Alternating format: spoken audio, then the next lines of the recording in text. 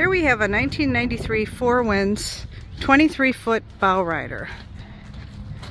Does come with a tandem axle trailer. Does not have a title for the trailer, so you can see me on how to get one. Walk around here a little bit. Has an OMC King Cobra 454 in it. I believe it was 506 hours. Just got it out of storage.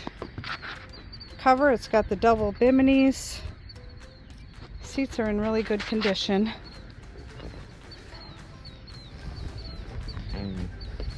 Did see one little snafu there, and I think that was it. The rest looked great.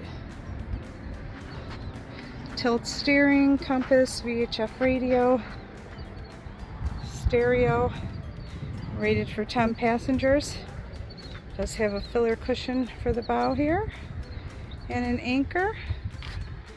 Full walk-through windshield wiper.